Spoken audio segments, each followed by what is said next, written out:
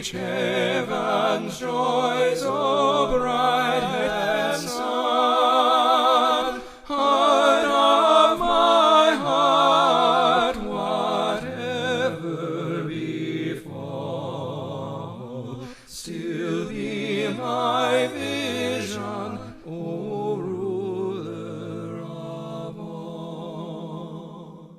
Hello, and welcome once again to our study of the book of Acts. You remember the last time that we were looking at the book of Acts, we were in chapter 26. And in chapter 26, the Apostle Paul appeared for a defense before both Festus, who of course was the governor in that area, and Herod Agrippa and his wife as well. That defense was quite interesting. The Apostle Paul counted on the fact that Herod actually knew many things about the Jewish religion, that he would have been acquainted with the things that went on in Jerusalem, and that those things would not be a real surprise to him. He made an argument very strong for the fact that there was and is a resurrection from the dead. Festus thought he was going crazy because of all the study, all the learning that he had been involved in. But the Apostle Paul indicated, I'm not mad, I'm not losing my mind, but instead I'm speaking forth words that are reasonable, and the king knows it very well. Ultimately, you'll recall that Herod Agrippa reaches the point where he says, almost thou persuadest me to be a Christian. And that would have been a wonderful thing. In fact, Paul indicates his great desire was not just that Herod Agrippa would be a Christian, but that everybody who heard his voice would likewise be a Christian, be like him, except for one thing, the chains that he was bound with at that very moment. Well, Herod Agrippa and Festus and Bernice all met together, and as they discussed it with the others who were there assembled, they came to one conclusion. There really was not any reason for the Apostle Paul to be taken to Rome except for one thing. Paul had ultimately appealed to Caesar, and there was nothing really that anyone could do. He's not guilty, but he ultimately is going to have to go to Caesar because that was the appeal that he made. So as we enter chapter 27, Paul and a number of other prisoners, along with Luke and at least one more traveling companion, began to set sail for Rome. And that's reported beginning in Acts chapter 27, verse 1. And when it was decided that we should sail to Italy, they delivered Paul and some other prisoners to one named Julius, a centurion of the Augustan regiment. Now, some historical scholars, like F.F. Bruce, say that a regiment was 1/10 of 6,000. So in other words, this man would have been over about 600 men. He's a man in authority, no doubt about it. And he, that is Julius, has been put in charge of taking care of the Apostle Paul on his journey to Rome. Well, of course, they've got to find means of transportation. The fastest means ordinarily would be a ship, and that's the exact process that they set about entering in upon. And so in verse 2, so entering a ship of Andromatan, we put to sea, meaning to sail along the coasts of Asia. Aristarchus, a Macedonian at Thessalonica, was with us. All right, this ship that they first boarded intended to just go a part of the way to Rome. He's going along the coast of Asia. Paul is on the ship, we know that, as a prisoner. Luke, his friend, is with him. We know that because he uses the we expression, something that he only uses apparently in Acts when he himself was with them. And then along with them is Aristarchus, who was a Macedonian from Thessalonica, another brother in Christ who is merely serving as a traveling companion, it seems, of the Apostle Paul at this particular point in time. So they found a ship, they're ready to get on board, and that's reported by Luke in verse 3. And the next day we landed at Sidon, and Julius treated Paul kindly and gave him liberty to go to his friends and receive care. So they arrived at Sidon. You remember Tyre and Sidon are on the coast of Israel. They are north of where likely the Apostle Paul and the others boarded the ship. Julius is very kind to Paul. You have to wonder if God in His providence did not arrange for that very thing, to have this very, very kind commander of Roman forces to be in charge of Paul. And so he told Paul, you may visit with your friends while we're stopped here at Sidon. I don't know what all they did there. It was a seaport. They may have unloaded some things, or they may have been loading on cargo. But whatever the case may be, there was enough time for Paul to visit with his friends. But then verse 4, when we had put to sea from there, we sailed under the shelter of Cyprus, because the winds were contrary. Now what the captain's doing is using the island of Cyprus as somewhat of a wind barrier to keep the ship from being driven off course at this point in time. Now it's not a heavy wind, it's just what you and I might call a contrary wind that they're fighting against at this moment. And when we had sailed over the sea, which is off Cilicia and Pamphylia, we came to Myra, a city of Lycia.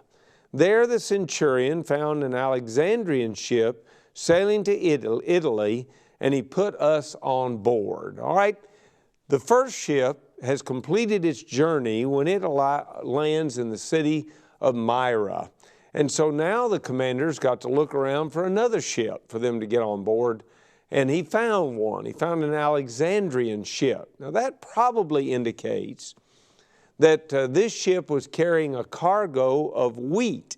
And wheat would have been bound for Rome, because Rome had, of course, a tremendous demand for food at that time, being a city of probably upwards or even beyond 1 million people.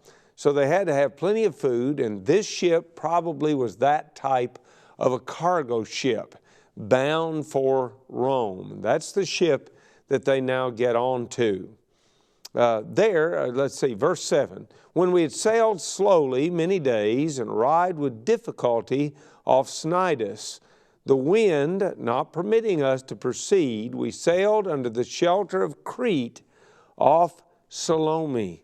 All right, now we begin to see what's going on here. Still, the wind is against them.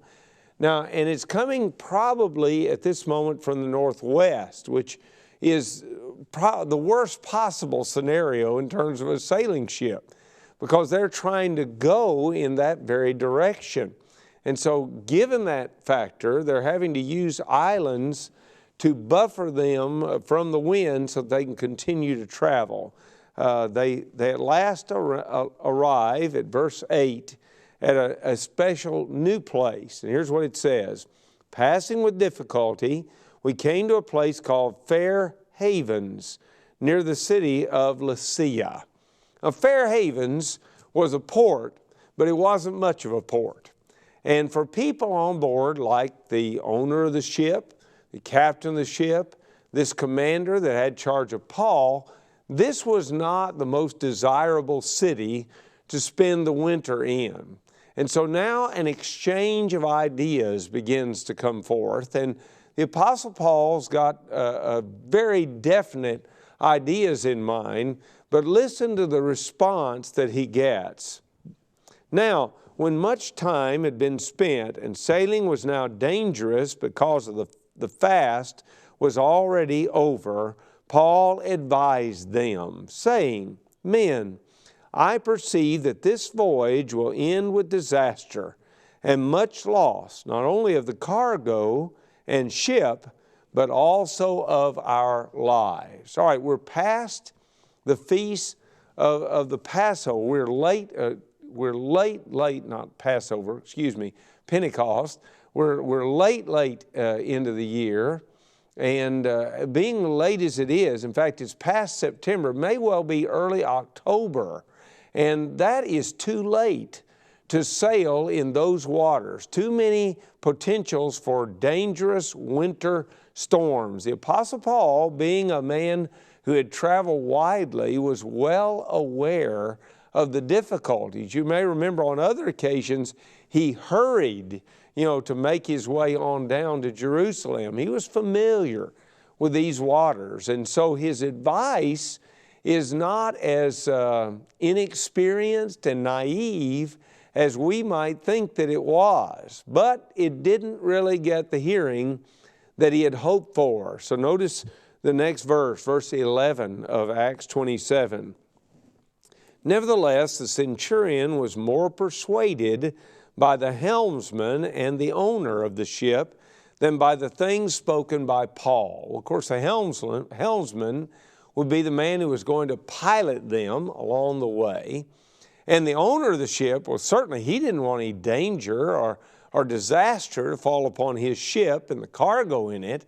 And so the commander thinks, well, these men travel this area very often. They know best. And so Paul is following their directions, or excuse me, not Paul, but the commander follows their directions instead of listening to Paul, which you and I might have hoped that he would have done.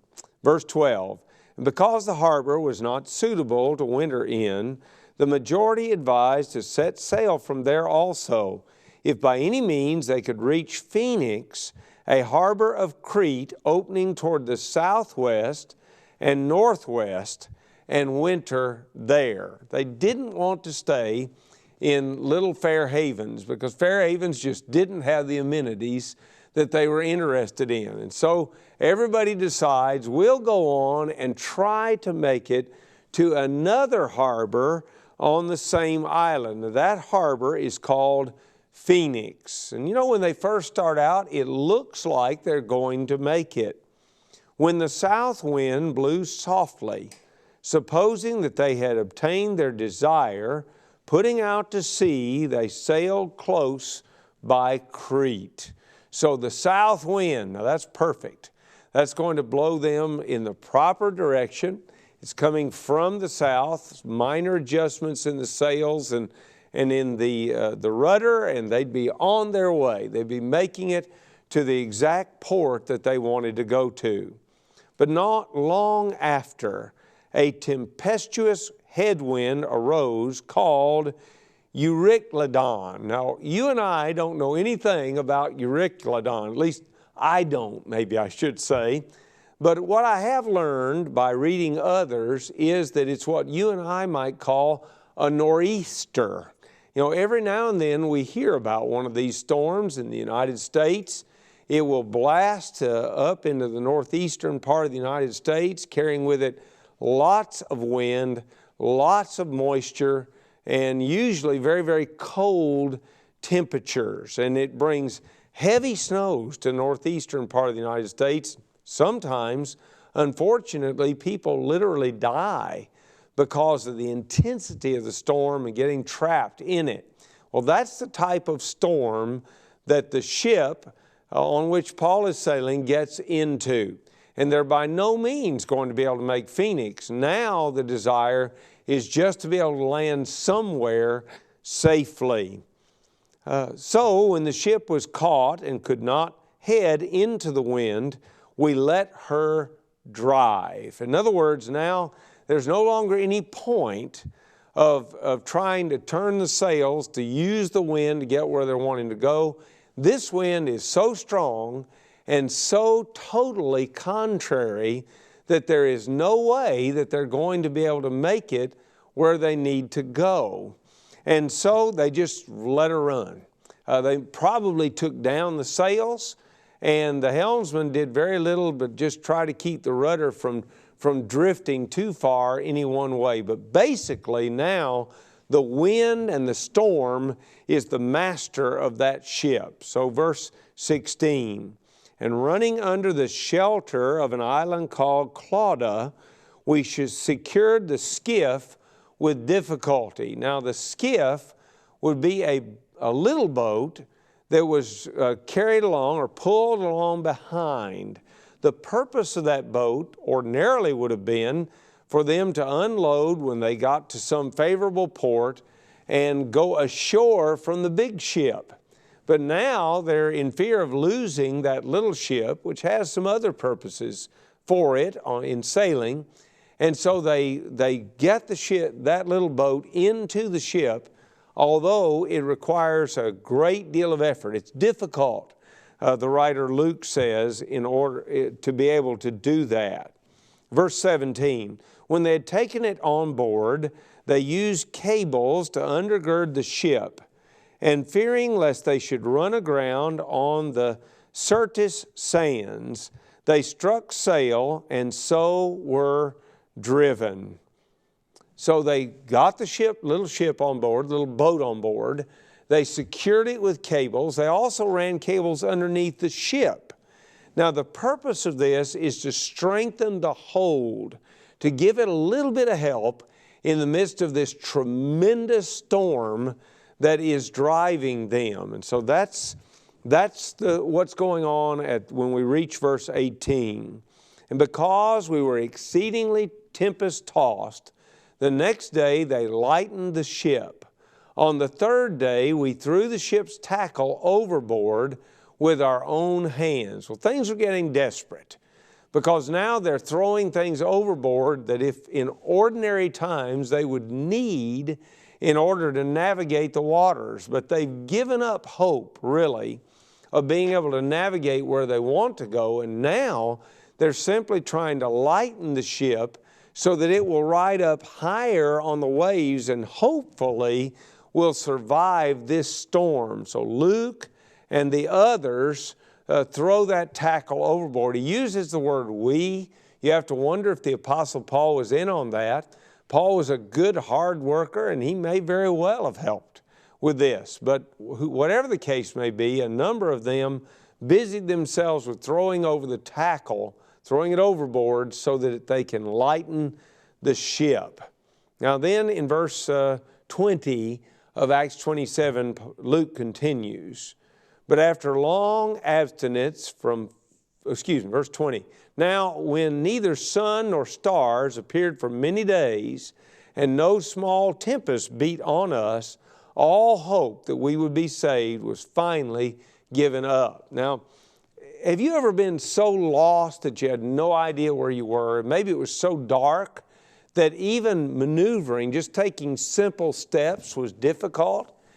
Imagine what it would be like to be literally on the high seas, to have a terrible storm blowing you wherever it wanted you to go, and to discover it was so dark that you couldn't look up and locate the moon, you couldn't locate the stars, and so these experienced sailors had no idea where they were. They're just being blown by the storm wherever it wants them to go, and finally they just give up hope. Now the hopelessness may well be the result of not being able to see where they're going. And you know, there's a great message hidden, it seems, in that for us. And that is, in our lives, especially as we look toward eternity, all of us need to realize that we need some means of ascertaining where we are. A compass, if you would, to guide us, some means of being able to see where we're going and to know we're on the right path, that we're safe. Well, God has given us that in the form of the Bible. We need not believe that we're experiencing storms so great that we can never see the guidance that God has for us. No, He always lets, as it were, His light to shine through His Word. And that light enables us to know where we're going and to know how to live for God. So verse 21, now after long abstinence from food, then Paul stood in the midst of them and said, Men, you should have listened to me and not have sailed from Crete and incurred this disaster and loss. Now, some of us might be thinking, wow, this is some time to be an I told you so. What is the Apostle Paul doing? But I prefer to look at it with a slightly different viewpoint that is suggested by some of the men who have commented on these passages. And that's this: Paul needs some credibility. He's about to offer a suggestion that in one sense of the word may seem crazy to everybody on board. And so it appears he refers back to his advice before to enable to give an amount of weight, as it were, to what he's going to say now. He said, you should have listened to me. We wouldn't have been losing what we're losing. By this time, they've already lost all the tackle of the ship. You have to wonder if the owner is giving up all of his profits when that's thrown overboard. Probably he was. And so Paul has their attention now. And he goes on to say, and now I urge you to take heart, for there will be no loss of life among you, but only of the ship. Now that confident statement would be of great comfort to anybody who trusts in the wisdom of this man. And you know, by now, maybe they do. Maybe they realize he knows some things that not everybody knows. So he continues, for there stood by me this night an angel of the God to whom I belong and whom I serve. What a beautiful way to look at God. Now, he is there in the presence of men who likely are idol worshipers. They have no concept of a messenger from one of those idols literally coming to them and speaking to them. At least no concept of the depth of this, because the God whom Paul serves is a God who watches over the entire universe. And he says, his angel stood beside me, and he has comforted me at this very, very time. And here's what the angel said, verse 24, saying, do not be afraid, Paul. You must be brought before Caesar. And indeed, God has granted you all those who sail with you. Now, you've got to wonder, because of what the angel had to say, if Paul had been praying for everybody on board. I suspect that he had. He was a man of prayer. And the angel says, God has granted you all these people on board. Sounds like Paul's been asking in their behalf in prayer. Now, that ought to teach us something. These are not the most logical people for somebody to pray for. Among the number on that ship are the very soldiers that are taking him to Roman captivity. And so it's a little bit of a surprise, I suppose, to think that Paul would pray for them, and yet it should not be. Christians ought to love their enemies. That's what the Lord said in Matthew chapter 5, verses 43 through 48. Paul exhibits that kind of love, apparently, and the Lord promises, I'm going to spare every life on board. But then he goes ahead and he explains, therefore take heart, men, for I believe God, that it will be just as it was told me. Paul had a real faith. When God spoke, he believed it. And he expresses that to all those men who are there. However, we must run aground on a certain island. Now therefore, when the 14th night had come, as we were driven up and down in the Adriatic Sea, about midnight, the sailors sensed that they were drawing near some land. And they took soundings and found it to be 20 fathoms. And when they had gone a little further, they took soundings again and found it to be 15 fathoms. Now you see what's going on. They're getting closer and closer to land. How do they know? Because the first sounding is 20 fathoms deep. But the second sounding is only 15 fathoms. One can extrapolate and conjecture that the next one may be 10 or even less. And they're rapidly approaching a shore, and they're being driven. They're being driven toward this land. So you can imagine, again, what experienced sailors would think about this, and you won't be surprised, I don't think, by their actions. So verse 29, then fearing lest we should run aground on the rocks, they dropped 4 anchors from the stern and prayed for day to come. It's a lot easier to negotiate if you can just see what's in front of you. And so they're praying for daylight so that they'd be able to see.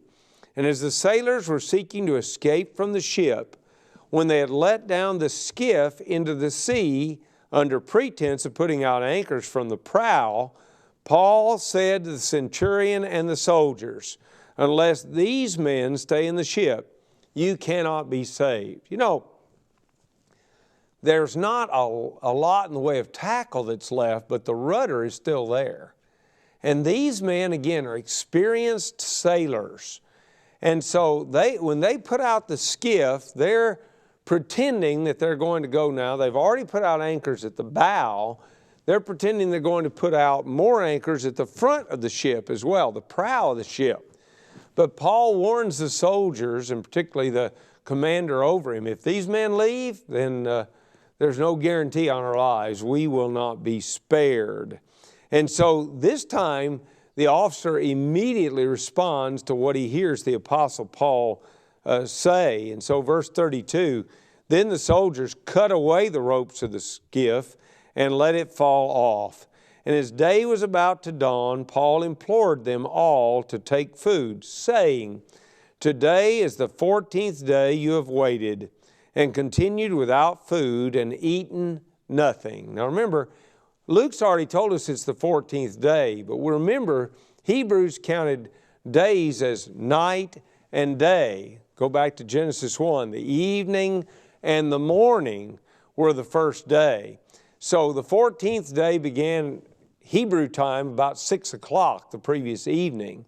And now they're halfway through the days, the daylight's coming, and Paul's saying, you really need to stop and eat. You've been 2 weeks without food. You're bound to be weak. And you know, there are going to be some adventures requiring strength that are coming up real soon. And so he says to them, verse 34, "Therefore I urge you to take nourishment, for this is for your survival, since not a hair will fall from the head of any of you." And when he had said these things, he took bread and gave thanks to God in the presence of them all. And when he had broken it, he began to eat. Don't you wonder about us sometimes? We don't seem to find time to pray because we're in too big a hurry. Here's Paul and this group of people, and they're in the midst of a storm that could take their lives. But Paul pauses to thank God for the food. They were all encouraged and also took food for themselves. And in all, we were 276 persons on the ship. So when they'd eaten enough, they lightened the ship and threw out the wheat into the sea. Their cargo now is gone. They're carrying wheat to Rome, but not anymore.